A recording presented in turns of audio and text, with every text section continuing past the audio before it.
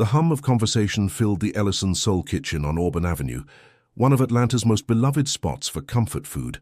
The scent of collard greens, fried catfish, and cornbread drifted through the air, mixing with the upbeat rhythm of old-school R&B playing softly from the speakers. Business was booming that Friday night, every table full, the waitstaff rushing between orders, and Marcus Ellison, the man behind it all, stood near the entrance, watching with quiet pride. At 42, dressed in a sharp grey suit with polished shoes, Marcus carried himself with the ease of someone who had worked his way up to the top. He was the kind of man who owned not just this restaurant, but several others across Georgia, and had investments spread wide enough to keep his fortune comfortable, yet his sharp eyes, trained by years in business, caught something unusual. At the far corner of the dining room, near a table that had just emptied, a boy, no older than 16, was wiping it down. Marcus frowned. He knew every person on his staff, and this boy wasn't one of them. The kid was tall but lean, his shirt a size too big, jeans worn at the knees, sneakers frayed at the edges. He moved with urgency, but also with care, as though he believed the shine of the table might determine something important. Marcus walked over, his voice carrying authority. "Excuse me. Who are you, and why are you cleaning tables in my restaurant?" The boy startled, looking up with wide, nervous eyes. His skin glistened with the effort of his work, and his hands tightened around the damp cloth. I'm sorry, sir. I just thought maybe I could earn a little something. I wasn't trying to cause trouble." Marcus crossed his arms. "This isn't a place where strangers just come in and start working. Where's your family? Who sent you here?" The boy swallowed hard, glancing down. His voice trembled but carried a quiet determination. "I don't have family, just my dad. He's sick and the medicine's expensive. I thought if I cleaned a few tables, maybe some customers would notice, maybe leave me $1 or $2. For a moment, Marcus said nothing. The restaurant noise faded in his ears as he studied the boy's face. There was something raw in his tone, something Marcus couldn't dismiss as a scam. The boy's eyes held a truth Marcus recognized, because once upon a time when he was younger, he too had worked harder than anyone expected, just to help his family survive. The boy's name was Darius Johnson. He stood there, shoulders squared despite his fear, unwilling to let shame bow him down completely. Marcus was struck by that courage. Still, responsibility pulled at him. He couldn't allow anyone to wander in and disrupt his business. "You know this isn't how things are done," Marcus said, his voice firm but not unkind. "If you need help, sneaking into restaurants isn't the answer." Darius's lips pressed together, his pride bristling. "I wasn't sneaking, sir. I was just trying to do something, anything. I can't just sit at home while my dad gets worse." That quiet defiance, so young yet so heavy, lingered in Marcus's chest. He looked around the dining room, customers laughing, forks clinking against plates, waiters rushing to and fro. Life here was abundant. And then this boy on the edge of breaking, still fighting to hold his world together. Marcus rubbed his chin, caught between instinct and logic. He had built his fortune on rules, discipline, and knowing when to say no. Yet here was a boy who reminded him of himself long ago, when his own father had worked double shifts at a factory to keep food on the table. Before Marcus could answer, Darius whispered, "Please, sir, just let me finish this one table. They'll leave after." There was a silence, and in it Marcus realized that the night had just taken a turn. What began as a routine Friday at the Ellison Soul Kitchen had become the beginning of something far greater, something that would test his values and force him to decide what kind of man he truly was. If you're just joining this story, don't forget to subscribe, because what happens next will change everything for both Marcus and Darius. And as Marcus studied the boy in front of him, he knew one thing for certain. This wasn't the last he would see of Darius Johnson. The night air in Atlanta carried a soft breeze as Darius walked the cracked sidewalks back to his neighborhood. The bright lights of downtown faded into the dim glow of street lamps, struggling against the dark. His sneakers scraped against the pavement, and the small handful of coins he had managed to earn jingled in his pocket. It wasn't enough, not nearly enough. Still, it was something, and for Darius every cent mattered. He lived in a modest, aging apartment complex on the south side of the city, a place where peeling paint and squeaky stairwells told stories of families who fought hard just to get by. When he opened the front door, the air inside carried the faint scent of menthol rub and dust. The hum of a small fan in the corner tried to cut through the summer heat, but it wasn't enough to make the room comfortable. "Son, that you?" a voice called from the back bedroom. It was raspy, tired, but warm. "Yes, Daddy, it's me," Darius answered, forcing a smile into his voice. He set the coins down on the kitchen counter before walking to the bedroom. Samuel Johnson lay propped up by pillows, a blanket tucked around his thin frame. His once strong hands that had coaxed music from a saxophone for decades, now trembled when he reached for the glass of water on the nightstand. His skin had dulled, and his breaths came slower than before, each one a reminder of the weight Darius carried on his young shoulders. "Have you been out again, huh?" Samuel asked, his eyes narrowing just enough to show he knew his son too well. "Yeah," Darius admitted. "Picked up some work at a restaurant, just cleaning tables. It ain't much, but it's something." Samuel chuckled softly, shaking his head. "Boy, you're supposed to be focused on school, not running yourself ragged. You think I raised you just to worry about money at 16? Darius sat on the edge of the bed, gripping his father's hand. "I can't just sit around while you need medicine. I see you getting weaker every day, and it eats me up. I gotta do something, even if it's small." The room fell quiet except for the faint hum of a jazz record player in the corner. Samuel had left it on earlier, the crackle of vinyl filling the silence with echoes of his younger years.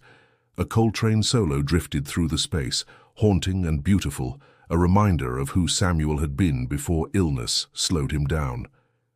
"Music kept me alive longer than doctors ever thought I'd last," Samuel murmured, eyes half closed. "But you're the reason I fight every day." "Don't you ever forget that." Darius blinked back, the sting in his eyes. He wanted to believe his father would get better, but he had overheard the pharmacist earlier that week. The medicine was nearly $300 a month. Their insurance barely covered the basics. Without steady work, there was no way to keep it up. The neighborhood outside pulsed with life in its own way. Through the thin walls, Darius could hear the sound of neighbors gathering on the stoop, their laughter mixing with the beat of bass-heavy music playing from a passing car. Despite the struggles, the community held on to joy wherever it could. Church cookouts on Sundays, block parties in the summer, old men playing dominoes outside the corner store. It was a culture of resilience, a reminder that even in hardship, life found a rhythm worth dancing to. But inside this small apartment, Darius felt the weight of time pressing against him. He wasn't just a teenager anymore. He was a caretaker, a provider, a son who refused to let his father slip away without a fight. That night, as Samuel drifted into a weary sleep, Darius sat by the window staring at the glow of the city in the distance. He thought of the restaurant, of the coins sitting uselessly on the counter, and of the impossible gap between what he had and what he needed. One thing burned clear in his mind. No matter how many tables he had to wipe, no matter how many hours he had to hustle, he wouldn't stop. His father's life depended on it, and deep down, Darius knew the road ahead would only get harder. Saturday mornings for Marcus Ellison began with silence. No rushing waiters, no clattering plates, no endless phone calls. Just the quiet hum of his penthouse apartment overlooking downtown Atlanta. Sunlight streamed through tall glass windows, reflecting off sleek marble floors and polished chrome furniture.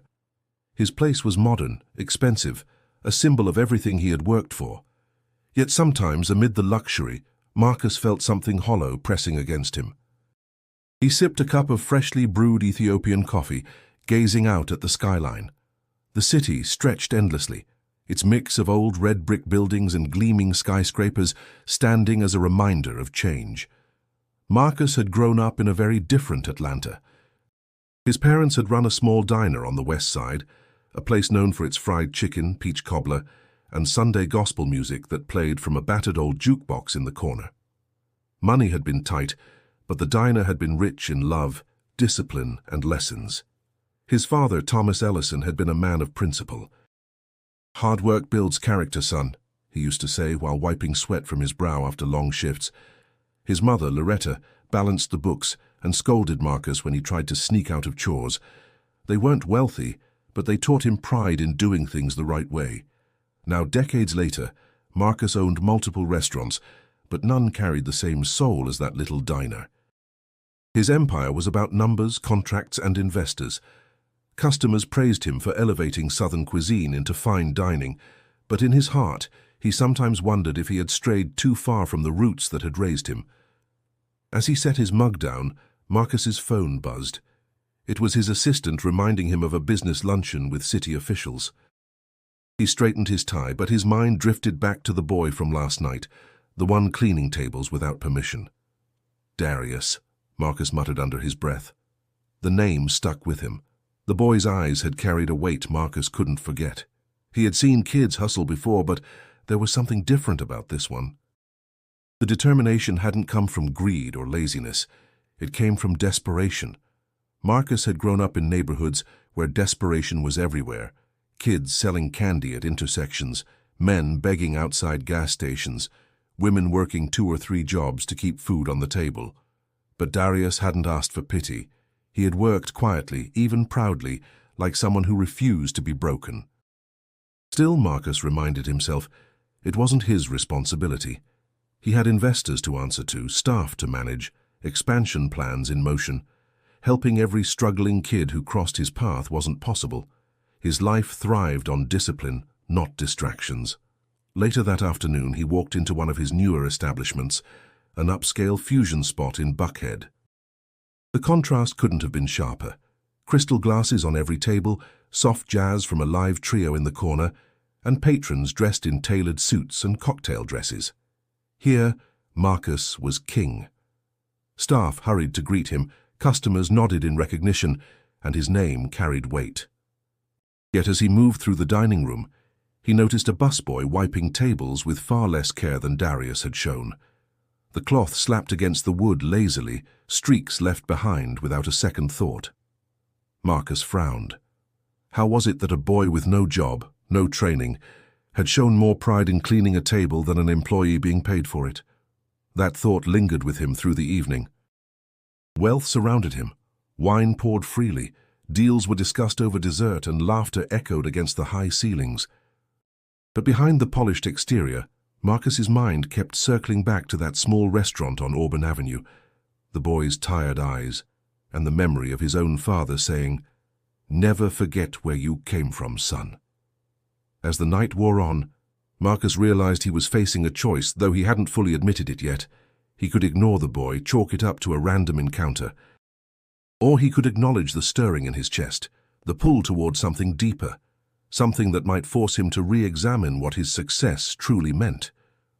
For now, he pushed the thought aside.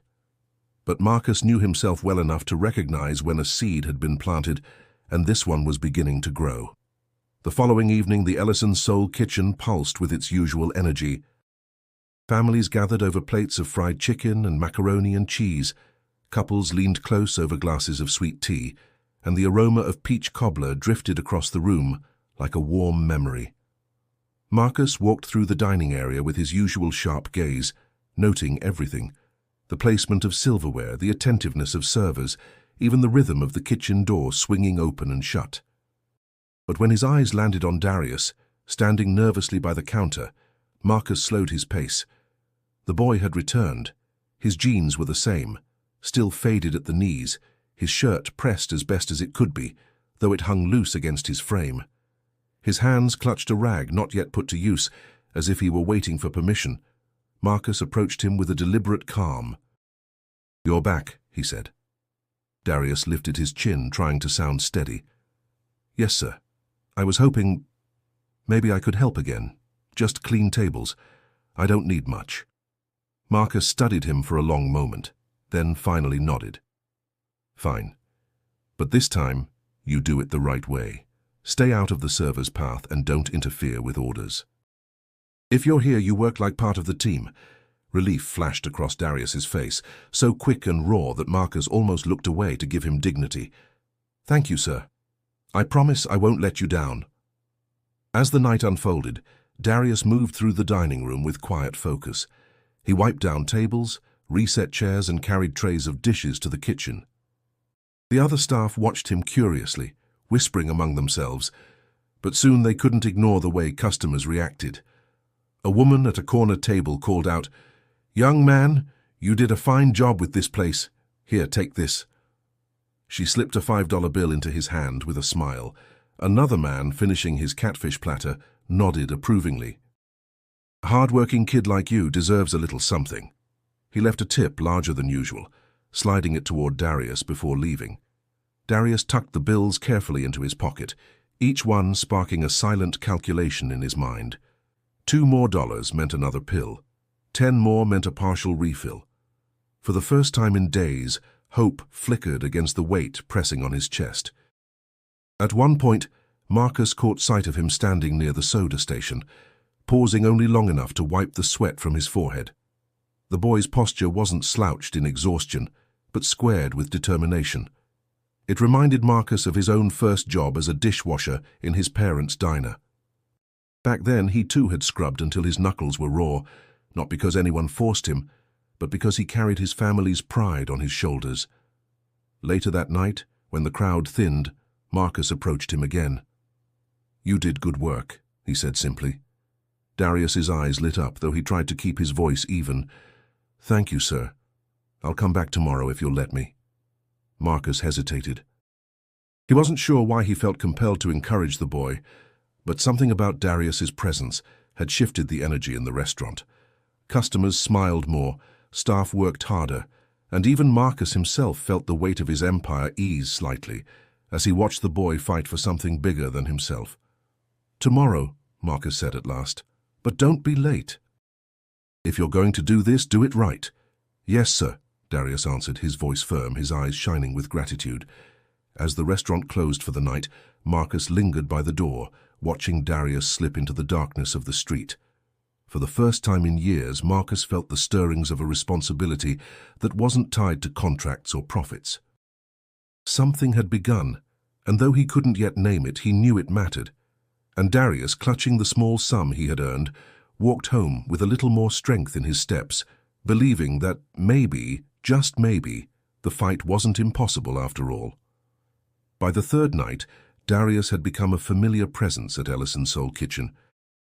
He moved quickly between tables, wiping down surfaces, stacking chairs when needed, and greeting customers with a polite nod. Some of the regulars began to notice the boy's dedication, and conversations swirled around him like quiet ripples of admiration. "That young man's got manners," an older woman remarked as she slipped an extra $2 into the tip jar he used. "Reminds me of my grandson." "Hard worker." Another customer leaned toward Marcus, who was checking on the floor that evening. "You got yourself a good one there. Kids like him? Rare these days." Marcus listened, not showing much emotion, but their words lingered. He didn't know why it mattered so much, yet every compliment about Darius felt like confirmation that letting him stay had been the right choice.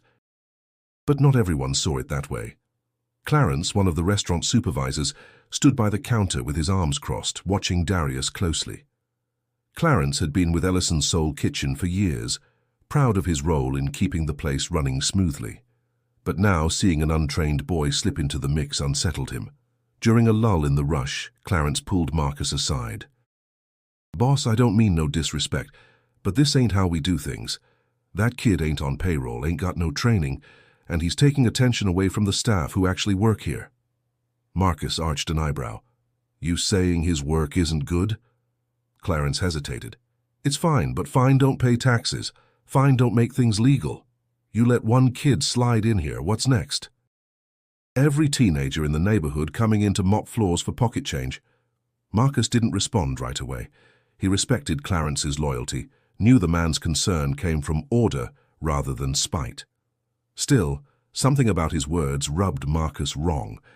He wasn't running a charity, true, but Darius wasn't just any kid. Meanwhile, Darius felt the mixed atmosphere around him. Some staff members smiled at him, even slipped him little tips of advice. "Keep your rag folded, it cleans better," or "Make sure you wipe the chairs too, not just the tables." Others, though, looked at him with suspicion, as if he were stealing hours from their paycheck. The tension prickled at his back every time he bent over to scrub, yet the customers kept encouraging him.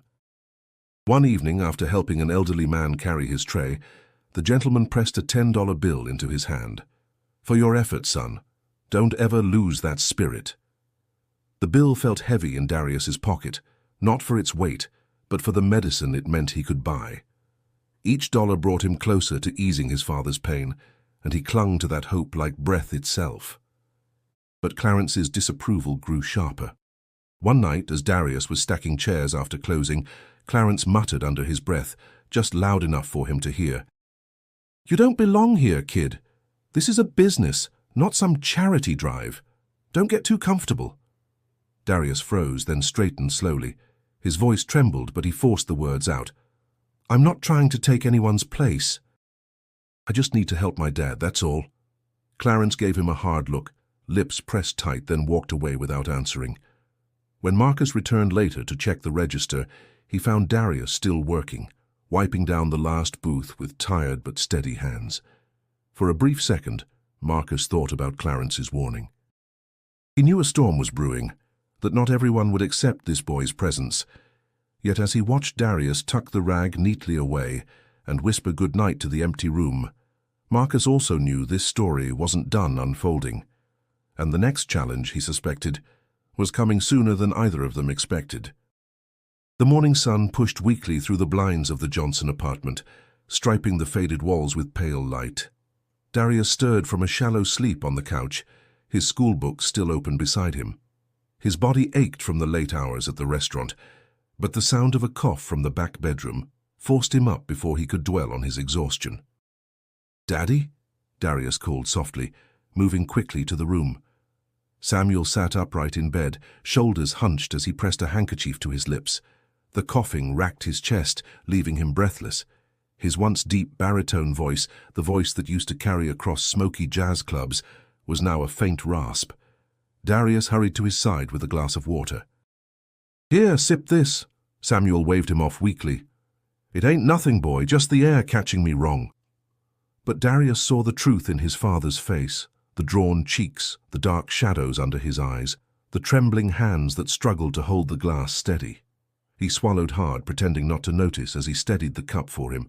"Daddy, you gotta rest more," Darius whispered. "You push yourself and it just makes it worse." Samuel gave a tired chuckle, shaking his head. "Rest? If I rest any more, I'll turn into the furniture." His eyes softened as he looked at his son. "You're the one who needs to rest. You out there working, going to school, looking after me? That ain't no life for a boy your age." "I'm not a boy anymore," Darius said quietly. "Not when I see you like this." The room filled with silence, broken only by the faint hum of the old record player in the corner. A Miles Davis track spun softly, the muted trumpet carrying a bittersweet tone. It was Samuel's habit, always leaving music playing, as if it kept his spirit tethered. "You remember," Samuel began, his voice slow, "when I used to take you down to 5 Points on Saturdays, we'd sit near the corner and play for whoever passed by. Folks would throw quarters, sometimes dollars. We weren't rich, but the music, it gave us something more than money ever could." Darius nodded, his throat tight. "I remember. You'd tell me to clap on the 2 and 4, never the 1 and 3. A faint smile touched Samuel's lips. "That's right. Music's about soul, son. About knowing where the weight belongs. Same with life. You gotta learn where to place your strength." The words struck Darius, though they carried more weight now than ever before. He felt the crushing reality that his father's strength was fading, slipping away with each cough, each shallow breath. And no matter how hard he worked at the restaurant, no matter how many tables he wiped, the medicine always seemed just out of reach. That afternoon, after helping his father settle back into bed, Darius sat alone at the small kitchen table. Bills and prescription slips were scattered across the surface, numbers glaring back at him like enemies. His hands clenched into fists. He thought of the extra dollars he had earned from kind customers, and still it felt like trying to fill a bucket with holes. Outside, children played in the courtyard, their laughter echoing up the stairwell. The sound should have been comforting, but to Darius it only reminded him of the normal teenage life slipping further from his grasp. He wasn't joining basketball games or hanging out after school. He was running between classrooms, his father's bedside, and the restaurant, carrying the weight of an adult world on young shoulders. That night, as Samuel dozed fitfully, Darius sat by the bed, holding the old saxophone his father had once played. The brass was tarnished, the mouthpiece chipped, but when Darius pressed his fingers against the keys, he felt a connection, as though the instrument carried not just music but memory. "Don't worry, Daddy," he whispered, his voice breaking. "I'll figure it out." "I promise." The promise hung in the dim air, heavy and fragile. Darius didn't know how he would keep it, but he knew he had no choice. The tension at Ellison's Soul Kitchen reached a boiling point one busy Thursday night. The restaurant was alive with chatter and laughter, but under the surface unease brewed. Clarence's eyes followed Darius with sharp disapproval at every turn, and the staff could feel the strain. Darius had arrived early, as usual, eager to work. He carried himself with determination, shoulders squared, despite the fatigue clinging to him from long nights at home. He scrubbed tables, carried trays, and even helped a family find extra chairs when the dining room overflowed. Customers noticed his hustle, and tips trickled his way again. But Clarence had been waiting. He moved like a man with a plan, watching for the smallest mistake. During the rush, when orders piled high and servers darted between tables, Clarence spotted an opportunity. At the end of the night, as staff began to gather their tips, Clarence approached Marcus with a grave expression. "Boss, we got a problem," he said. "I caught that boy slipping money from the counter, took bills right out of the tip jar." Marcus frowned, his jaw tightening. "You saw this yourself?" "I did," Clarence replied quickly, his tone heavy with certainty. "You keep him here, you're asking for trouble." Marcus said nothing for a moment, but his eyes scanned the dining room where Darius was stacking plates with care. He remembered the boy's quiet determination, the way he worked for every dollar, not begging, not asking for handouts. Still, the accusation cut deep. Trust in a restaurant was fragile, and even the hint of theft could shatter it. When Marcus finally called Darius over, the boy looked up with confusion. "Yes, sir?" Marcus's voice was steady, but his eyes searched the boy's face. "Clarence says you've been taking money from the tip jar. Is that true?" The words hit Darius like a blow. His heart raced and his hands trembled as he shook his head. "No, sir, I'd never do that, I swear." Clarence stepped closer, his voice sharp. "Don't lie, boy, I saw you. You think we don't notice when bills go missing?" Darius's chest tightened. He looked between the two men, desperation burning in his eyes. "Please, Mr. Ellison, you gotta believe me. I came here to work, not steal. Every dollar I got I earned. Ask the customers, ask anyone." The restaurant fell quiet, the few lingering patrons and staff sensing the conflict. Whispers rippled across the room. Some shook their heads in doubt, others muttered in defense of the boy who had become part of their evenings. Marcus sighed, pinching the bridge of his nose. The weight of leadership pressed on him. "Darius, maybe it's best if you take some time off. Let things cool down until I can sort this out." The words crushed Darius. He had been accused unfairly, stripped of the little dignity he fought so hard to protect. His voice cracked as he tried again. "But I didn't do anything. My dad, he needs me to—" He stopped, swallowing the lump in his throat. "I understand, sir." He set down the rag he had been holding, his hands stiff and turned to leave. His footsteps echoed across the floor, each one heavier than the last. Behind him, Marcus watched in silence, torn between the rules that had built his business and the instinct in his chest that told him something was wrong. Clarence stood with arms folded, satisfied, while a server muttered quietly, "That boy wouldn't steal a dime." Not him, but the decision had been made, and Darius walked out into the night, the cool air stinging his face as if to remind him of the reality he could not escape. He had lost the one place where he thought he might belong, and with it, the fragile hope he had been clinging to. For the first time, doubt crept into his heart, whispering that no matter how hard he tried, the world might never give him a chance. The following Saturday afternoon, Atlanta's streets pulsed with weekend energy. Vendors lined the sidewalks, their tables stacked with everything from colorful T-shirts to sweet pralines wrapped in wax paper. A saxophonist played on the corner, his notes weaving through the crowd like smoke.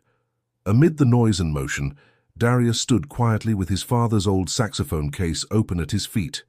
He hadn't wanted to do it, not at first. Standing out in public, asking strangers for attention, made his chest tighten. But with Samuel's cough worsening and the pharmacy bill looming, he saw no other choice. If the restaurant was closed to him, he had to find another way. He lifted the tarnished saxophone to his lips, the mouthpiece worn but familiar. At first the sound came out shaky, the reeds squealing against his breath. A couple of teenagers walking past snickered, but Darius closed his eyes and forced himself to remember the lessons Samuel had drilled into him. Breathe deep, let the note ride the air, trust the rhythm. The next phrase came smoother, a low bluesy run that curled around the ears of people passing by. A man slowed, then dropped $1 into the case. A woman carrying shopping bags paused, her eyes softening as she listened, before adding a 5. Encouraged, Darius leaned into the melody. His fingers danced over the keys, and the sound grew fuller, spilling across the sidewalk like a voice too strong to be ignored. The crowd thickened. Some clapped, others swayed, and coins clinked steadily into the case. For the first time in days, Darius felt the heavy knot in his chest loosen.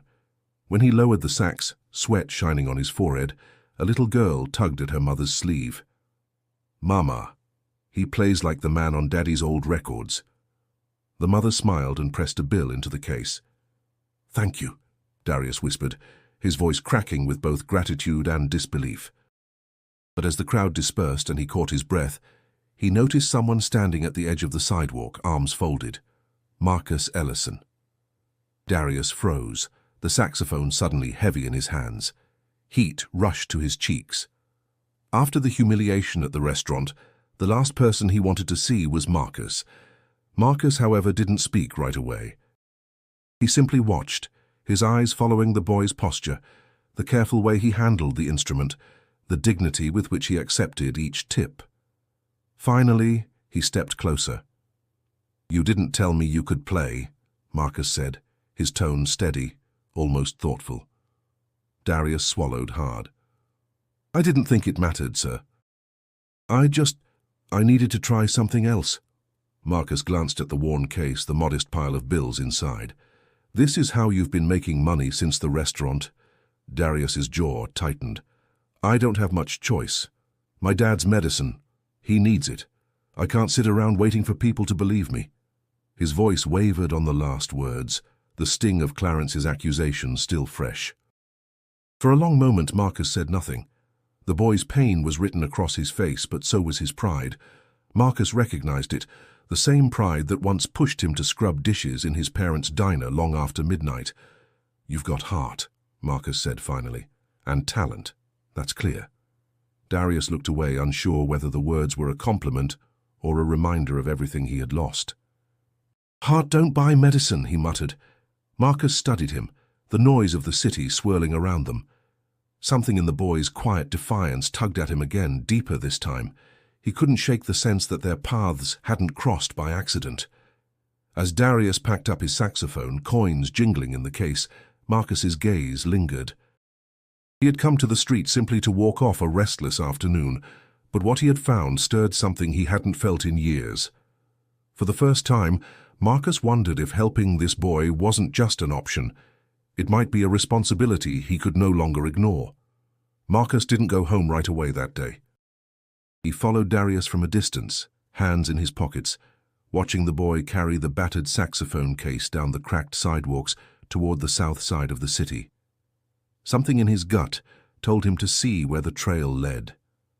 The neighborhood grew quieter as they walked, the polished streets of downtown giving way to weathered buildings and corner stores, with neon signs buzzing faintly. Marcus knew this part of Atlanta. He had once lived in a place just like it. When Darius finally stopped at a rundown apartment complex, Marcus hesitated at the curb. He could have turned back, left the boy to his struggles, but the memory of that desperate look on Darius's face lingered. Against his usual instincts, Marcus followed him inside. The apartment door creaked as Darius pushed it open. "Daddy, I'm back," he called gently. Marcus lingered in the hallway until he heard a weak cough from within, then a voice. "That you, son?" "Yes, sir. I made a little money today." Marcus stepped forward, knocking softly on the open door. Darius spun around, surprise flashing in his eyes. "Mr. Ellison, what are you doing here?" "I wanted to see for myself," Marcus said. "If you'll let me." Darius hesitated, glancing toward the bedroom. His pride bristled, but something in Marcus's tone wasn't pity. It was respect. Slowly he nodded. Inside the room, Samuel Johnson lay against a pile of pillows, his skin pale, his breath shallow. But his eyes, though tired, still carried warmth. He looked up at Marcus with curiosity. "Who's this?" Samuel asked, voice rasping. "This is Mr. Ellison," Darius said softly. "He owns the restaurant I was working at." Samuel's lips curved faintly. "Ah, then you're the man who gave my boy a chance." Marcus stepped closer, lowering his voice. "Your son's a hard worker. Reminds me of myself at his age." Samuel chuckled weakly. "Then I don't know if that's a blessing or a curse." His laugh turned into a cough, and Darius rushed to steady him with a glass of water. Marcus stood still, the sight striking him harder than expected. He saw not just a sick man, but a father clinging to dignity and a boy carrying burdens far heavier than his years. It pulled at a memory he had buried long ago, his own father working double shifts, coming home bone-tired yet still finding time to ask about his son's day. "I'm sorry to intrude," Marcus said finally, "but I couldn't ignore what I saw today. Your son's out there fighting for you in ways no one his age should have to." Samuel looked at Darius, pride softening his features. "That's who he's always been, stronger than me in some ways." Darius shifted uncomfortably, his voice low. "I'm just doing what I can. It ain't enough, but it's something." Marcus studied him, then turned back to Samuel. "I want to help, not just with odd jobs at the restaurant. More than that. But I need to know you'll let me." Samuel's brows lifted faintly, surprise flickering across his tired face. "Help can be a heavy word, Mr. Ellison. Folks offer it, then disappear when it gets hard." Marcus nodded slowly. "I know, but I don't make promises I don't keep. I see something in your boy, and I won't walk away." Silence hung in the room. Darius's eyes widened, hope battling with disbelief. Samuel studied Marcus a long moment, then gave a slow, weary nod. "If you mean it, then you'll have my blessing. But don't you ever make my boy feel like charity." Marcus met his gaze firmly. "Never. This isn't charity. It's opportunity." And as the weight of the moment settled over them, Darius realized for the first time that someone beyond his father believed in him. The world, which had felt so closed, cracked open just slightly, letting in a sliver of light. The days that followed marked a new chapter in Darius's life. Marcus had spoken with him privately, laying out a plan that stretched beyond table wiping. "If you're serious about working," Marcus said, "I'll put you on payroll part-time. You'll have hours, paychecks, and a spot on the team. But more than that, I know some folks in the jazz community. If you want to play, I'll make some introductions." The words had stunned Darius. For a moment, all he could do was stare, caught between gratitude and disbelief. "You'd really do that?" "For me?" Marcus gave a half-smile. "You've already proven you're willing to fight. The least I can do is give you the tools." But stepping into this new opportunity wasn't easy. Darius now juggled more than ever. School during the day, shifts at the restaurant in the evenings, and the constant responsibility of caring for Samuel at night. His body ached, his eyes burned from lack of sleep, and yet he pushed forward, driven by the promise he had made to his father. At the restaurant, the reactions were mixed. Some of the staff warmed to him quickly, impressed by his persistence. A server named Angela often slipped him encouragement. "Keep grinding, baby," she whispered as she passed. "You're doing something good." Others, however, still eyed him with suspicion, Clarence chief among them. Though Marcus's decision had settled the matter officially, Clarence's frown followed Darius around like a shadow. Outside of work, Marcus began introducing Darius to new people. One evening he took him to a small community center where local jazz musicians gathered for workshops. The room smelled of old wood and brass polish, the air thick with the hum of instruments being tuned. Darius stood frozen at first, clutching his father's battered saxophone, feeling out of place among men and women who carried their instruments like extensions of their souls. An older musician named Mr. Carter, with salt and pepper hair and a steady gaze, beckoned him over. "Come on, son. Let's hear what you got." Darius hesitated, hands trembling as he lifted the horn to his lips. The first note cracked, but then muscle memory took over. He closed his eyes, picturing Samuel's guidance, and let the melody flow. A slow, aching blues spilled into the room, his sound imperfect but raw, carrying the weight of his struggle. When he finished, silence lingered before the room broke into nods and murmurs of approval. Mr. Carter smiled. "You got soul. Needs polish, but that's the easy part. Don't lose that heart. You can't teach that." The words stayed with Darius, fueling him through long nights and weary mornings. Still, balance was hard. His teachers noticed him nodding off in class, and one warned him after school, "You can't burn the candle at both ends, son. Something's gonna give." But how could he choose? His father needed him. The restaurant gave him steady money. The music gave him hope. All three pulled at him until it felt like he was stretching himself thin enough to tear. At home, Samuel noticed the toll. One evening, as Darius stumbled through the door after work, Samuel shook his head gently. "You can't carry the world on your back, son. Even Atlas had to rest." Darius sat heavily at the table, his voice weary but firm. "If I stop, everything falls apart. I can't risk that." Samuel reached across the table, his frail hand covering Darius's. "I raised you strong, but strength ain't just about pushing through. It's about knowing when to lean on others." Darius didn't answer, but the words sank deep. He wanted to believe them, but leaning on others had always felt like weakness. Meanwhile, Marcus kept watching, torn himself. He had opened doors for the boy, but each step forward seemed to bring a new burden. And Marcus knew that sooner or later, Darius would face a moment when no amount of grit could shield him from what life demanded next. The evening air inside the Johnson apartment was heavy, carrying the faint scent of menthol and old vinyl. Samuel sat propped up on the edge of his bed, his chest rising and falling with effort. His body had grown thinner, his once strong hands trembling even when still. Yet his eyes, deep and steady, shone with a clarity that pierced through the haze of illness. Darius sat nearby, still in his work uniform, his face shadowed with exhaustion. He had just come from another long shift, his fingers sore from carrying trays and his shoulders stiff from scrubbing tables. Yet all of that faded when he looked at his father. Every day Samuel seemed smaller, like the illness was pulling him away piece by piece. "Come here, son," Samuel said, his voice rasping. Darius leaned forward quickly. "You need something? Water? Your medicine?" Samuel shook his head slowly. "No, boy. What I need is to give you something." He motioned toward the corner of the room where the old saxophone rested in its case. The brass had lost its shine, the leather straps worn thin from years of use. Darius glanced at it, then back at his father, hesitant.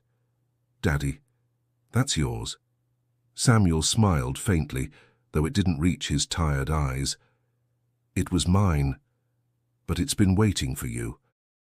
That horn carried me through the lean years, through nights when we didn't know how rent was getting paid.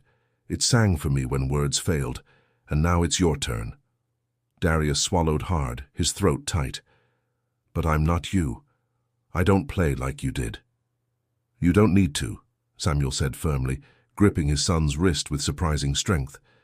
"You've got your own voice. The world don't need another Samuel Johnson, it needs Darius, and that horn will speak for you if you let it." For a long moment Darius couldn't speak, his vision blurred, and he blinked quickly to fight back the tears. He reached for the saxophone, lifting it carefully from its case. The metal felt cool against his palms, heavy with memory. He pressed the keys gently, the faint clicks echoing in the quiet room. Samuel watched him, his breathing shallow but steady. "Promise me something, son. Don't just play for money. Play for truth. Play for your people, For the stories that don't make it into books. Play for me even when I'm not here to listen." The words struck Darius like a chord, reverberating through his chest. "Don't say that," he whispered, his voice breaking. "You'll be here, you have to be." Samuel's smile was tender, almost fatherly amusement cutting through the heaviness. "We both know time don't work that way, Darius. I ain't afraid. I just want to know you'll carry what matters." Darius held the saxophone tighter, his knuckles white against the brass. "I promise," he said finally, the words trembling but true. Satisfied, Samuel leaned back against the pillows, closing his eyes for a moment as though the act of handing over the instrument had drained what little strength he had left. But there was peace in his face, the kind that comes from knowing a legacy won't be lost. Darius sat there in silence, the weight of the promise pressing on him. He thought of the long shifts, the aching nights, the endless fight to keep his father alive, and now this gift. It wasn't just an instrument, it was responsibility, history, and love bound into brass and breath. As Samuel drifted into a restless sleep, Darius placed the saxophone gently across his lap, staring at it through blurred eyes. The glow of the streetlight filtered through the blinds, painting the horn in faint gold. He whispered to himself, barely audible, "I won't let you down." And though the room was quiet, Darius felt as if his father had heard. The morning came quietly, with the light creeping through the blinds in pale streaks. Darius stirred on the couch, the saxophone still resting in its case beside him. The silence felt different, too still, too heavy. His chest tightened before he even moved. "Daddy?" he called softly, rising to his feet. No answer. Heart pounding, he rushed to the bedroom. Samuel lay in bed, his face calm, his body still. For a moment, Darius refused to believe it.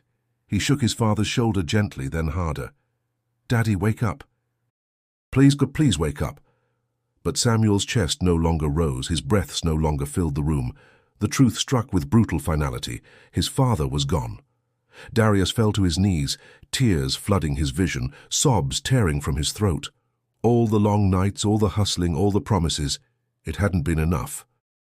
He pressed his forehead to the blanket, his hands clutching the fabric like it could anchor him to the man who had been his whole world. Hours later, the apartment was filled with neighbors and church members who came as soon as word spread. The small community that had watched Samuel play at block parties, who had leaned on his wisdom over the years, now came to hold up his son. Pots of food appeared on the table. Prayers rose softly in the living room, and shoulders pressed against Darius's as he sat in silence, numb. Marcus arrived quietly, standing in the doorway with his suit jacket draped over one arm. He had been in meetings all morning when Angela, one of the servers, called him. The moment he saw Darius sitting there, his eyes red and swollen, Marcus felt a pang deep in his chest. He crossed the room and placed a hand on the boy's shoulder. "I'm sorry," Marcus said softly. "Your father was a good man." Darius didn't look up, but his voice cracked as he whispered, "I promised him I'd take care of him. I failed." Marcus crouched beside him, his voice firm but gentle. "No, you didn't. You gave him love, you gave him pride. That's more than most fathers ever get."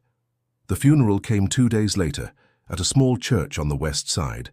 The pews were filled with family friends, neighbors, musicians who had once shared the stage with Samuel, and members of the congregation. The air was thick with grief, but also with music. A gospel choir sang hymns that lifted the sorrow into something almost bearable. When it was time to remember Samuel, people stood one by one to speak. An old neighbor recalled his kindness when she was short on rent. A fellow musician remembered the nights they had played together until sunrise. A deacon spoke of his steady faith even in sickness. Then it was Darius's turn. He stood at the front, his hands trembling as he held the saxophone. His eyes scanned the crowd, then lowered to the instrument that carried his father's spirit. "I don't have the words," he began, his voice breaking. "But I know what he'd want me to do." He lifted the horn to his lips. The first note wavered, then steadied as he closed his eyes. A slow, mournful melody filled the church, rising to the vaulted ceiling. Each phrase carried the ache of loss and the depth of love, weaving Samuel's legacy into sound. By the final note, tears streamed down faces across the room. The congregation rose to its feet in applause, not out of joy but reverence. Marcus stood too, watching the boy who had just turned grief into something transcendent. As the last echoes faded, Darius lowered the horn, his shoulders trembling. He had lost his father, but in that moment he felt Samuel's presence more than ever. The man might be gone, but the music and the lessons remained. And for the first time since the silence of that morning, Darius felt not just sorrow but strength. The days after the funeral passed in a blur. The apartment felt unbearably quiet, each corner echoing with Samuel's absence. His record player sat untouched, the last vinyl still on the turntable. The saxophone rested in its case by Darius's bed, like a reminder of the promise he had made. At first, grief weighed on him like a stone. He went through the motions of school and work, but his eyes often lingered on the empty chair at home. Sometimes he caught himself reaching for his phone to call his father, only to remember the silence that waited on the other end. One evening, Marcus found him sitting outside the restaurant after closing, his shoulders hunched, his gaze fixed on the ground. Marcus sat beside him, setting down 2 cups of hot cocoa he had grabbed from the kitchen. "You've been quiet," Marcus said. Darius shrugged. "Don't feel like talking much." "That's all right," Marcus replied, sipping his drink. "But don't shut yourself down forever. Your father wouldn't want that." Darius clenched his hands together, his voice low. "I promised him I'd carry on his music. But I don't know if I can. Every time I play, it feels like I'm breaking all over again." Marcus nodded slowly. "That's because grief ain't supposed to disappear. It stays, but it changes. The trick is learning how to carry it without letting it crush you." The words settled deep in Darius's chest. For the first time since Samuel's death, he didn't feel judged for his pain. Instead, he felt understood. Over the weeks, Marcus became more present in Darius's life. He checked in on him, offered guidance, and pushed him gently when the boy retreated too far into silence. "Discipline isn't just for business," Marcus reminded him once. "It's for life. You show up even when it hurts." And slowly, Darius began to rise. At school, he focused harder than ever. His grades, which had slipped during the chaos of his father's illness, started to climb. Teachers noticed the change, one even stopping him after class. "You've got a sharp mind, Darius. Don't waste it. Keep this up." At the restaurant, his work ethic deepened. He arrived early, stayed late, and treated every task with care. Even Clarence, once his biggest critic, began to soften. One evening, after seeing Darius scrub tables long after everyone else had gone, Clarence muttered, "Kid, you work harder than half the staff on payroll. Guess you're proving me wrong." It wasn't praise exactly, but it was acknowledgement, and that mattered. And then there was the music. At first, picking up the saxophone felt like lifting a weight he wasn't ready for, but Marcus encouraged him. "Don't play for perfection. Play for release." So Darius tried. Late at night, when the apartment was still, he practiced. The first notes cracked, his breath faltering with grief. But as the nights went on, the sound grew steadier, fuller. He poured his sorrow into the melodies, each phrase carrying both ache and resilience. One night, Marcus brought him to another jazz gathering at the community center. Darius hesitated at the door, clutching the saxophone, but Marcus placed a hand on his shoulder. "You belong here. Trust me." When Darius played that evening, the room listened in silence. His music wasn't flawless, but it was honest, raw and filled with a depth beyond his years. When he finished, the applause wasn't thunderous, but it was heartfelt. Mr. Carter, the seasoned musician, leaned in and whispered, "That's the sound of a man finding himself." Walking home afterward, Darius felt something he hadn't in weeks. Hope. His father was gone, but the promise lived on. Through discipline, work, and music, he was learning not just to survive, but to grow. And though grief still walked beside him, it no longer dragged him down. It pushed him forward. Summer came alive in Atlanta with the smell of barbecue smoke drifting through neighborhoods and the sound of laughter spilling into the streets. Flyers taped to telephone poles announced the upcoming community festival at the park, a celebration of food, music, and culture that drew people from every corner of the city. For Darius, It was more than just another event. It was a chance to step out of the shadows and honor the promise he had made to his father. Marcus had been the one to encourage him. "They'll have an open stage for performers," he told Darius one evening at the restaurant. "Take your horn, play, let people hear what's in you." Darius hesitated. "What if I mess up? What if they laugh?" Marcus shook his head. "They won't. And even if they did, what matters is that you stood up there and tried. That's more than most will ever do." The night of the festival arrived warm and electric. Families spread blankets on the grass, children darted between food stalls, and the air was filled with the rhythm of drums and gospel choirs. The stage was small but vibrant, decorated with string lights that glowed as the sun dipped low. Darius stood behind the curtain, clutching his saxophone so tightly his knuckles ached. His stomach churned. He thought of Samuel, of the words whispered on his final night, "Play for truth, play for your people." When his name was called, his legs felt heavy, but he stepped forward. The crowd was a blur of faces, some familiar from the neighborhood, others strangers. His hands trembled as he lifted the horn to his lips. The first note cracked, and a ripple of murmurs ran through the audience. Heat rushed to his cheeks, but he closed his eyes, breathed deep, and tried again. This time, the sound came strong. A low, soulful melody poured out, weaving through the air like a story carried on wind. The notes were imperfect but alive, filled with the ache of loss and the fire of determination. Slowly, the murmurs faded. People leaned forward, swaying, listening. Children stopped running, drawn by the sound. Darius played not just for them, but for Samuel. For the night spent listening to records, for the lessons about rhythm and resilience, for the love that had shaped him. His music rose and fell, carrying grief and hope in equal measure. By the final note, silence hung over the park, heavy and reverent. Then the applause came, loud and unrestrained, echoing through the night.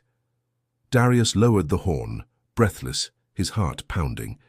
He scanned the crowd and saw Marcus standing near the front, arms crossed, a proud smile breaking through his usual composure. Angela clapped furiously beside him, and even Clarence, who had once doubted him, gave a slow nod of respect. After the performance, people approached Darius with words of encouragement. "You've got a gift," one man said. "Don't waste it." Another added, "Your daddy would be proud." Darius's chest tightened, but for once it wasn't from grief. It was from pride. For the first time he believed those words. Later, as the festival wound down, Marcus joined him by the edge of the stage. "You see what I mean?" he asked. Darius nodded slowly, a smile tugging at the corners of his mouth. "I felt him there, Mr. Ellison. I felt my dad, like the music carried him back for a moment." Marcus's voice softened. "That's the power of legacy. And now it's yours to carry forward." As the last lights of the festival flickered against the dark sky, Darius knew this was only the beginning. His father's dream hadn't ended. It was transforming into his own. And with Marcus by his side, the path ahead no longer felt impossible. The weeks after the festival carried a new rhythm for Darius. The applause still echoed in his mind, not as a memory to cling to, but as a reminder of possibility. Word spread quickly through the community about the boy who had stood on stage with a battered saxophone and poured his soul into the night air. Soon, doors began opening that once felt forever locked. One afternoon, Marcus sat across from him at the restaurant, a folder in his hands. "I pulled a few strings," he said, sliding it across the table. "Scholarship applications, music programs, some of the folks who heard you at the festival want to help." Darius blinked at the papers, his chest tightening. "You really think I could—" Marcus leaned forward, his voice steady. "I don't think, Darius. I know you've got the talent, but more than that, you've got the drive. That's what carries people further than skill alone." The boy nodded slowly, fingers tracing the edges of the folder. He could almost hear his father's voice in Marcus's words. At school, his teachers rallied behind him. One wrote letters of recommendation, another offered extra tutoring to sharpen his grades. Even classmates who had barely noticed him before now spoke with admiration. "Man, you're really doing something," one said in the hallway. For once, Darius didn't shrink from the attention. At the restaurant, he had become part of the family. Angela often teased, "You better not forget us when you're famous." Even Clarence, though still gruff, had softened. One evening, he clapped Darius on the shoulder and muttered, "Keep proving me wrong, kid. It looks good on you." But the most profound moments came in the quiet spaces. Late at night, Darius would sit with his saxophone by the apartment window, the city lights glowing beyond. He played softly, not for crowds, not for money, but for Samuel. The notes carried across the night air like a private conversation between father and son. Months passed, and acceptance letters began arriving. The day he opened the one from a prestigious music program offering a full scholarship, his hands shook so badly he almost dropped it. Tears blurred his vision as he whispered, "Daddy, we did it." When he told Marcus, the man smiled broadly, pride gleaming in his eyes. "I knew you would." Your father's smiling too, wherever he is. The night before leaving for school, the community gathered at the church to celebrate. Neighbors brought food, musicians brought instruments, and the room swelled with laughter and song. Darius stood before them, saxophone in hand, and dedicated his performance to his father's memory. The music rose high and strong, weaving joy and sorrow into a single voice. By the final note, the crowd was on its feet. Afterward, Marcus pulled him aside. "I want you to remember something," he said. "Success isn't just about what you achieve. It's about what you give back. Your father gave you music. Other gave. Now it's your turn to share it with the world." Darius nodded, the weight of the words settling deep. "I will, I promise." And as he boarded the bus the next morning, saxophone case by his side, he felt both the ache of goodbye and the thrill of beginning. The world ahead was uncertain, but for the first time he wasn't afraid. He carried his father's lessons, his community's love, and Marcus's guidance. His story was no longer one of struggle alone, it was one of transformation. So remember this: resilience, love, and faith can carry us further than we ever imagine. If you felt moved by Darius's journey, don't forget to subscribe. And when this video ends, click on the one waiting for you on the screen, because there's another story you won't want to miss.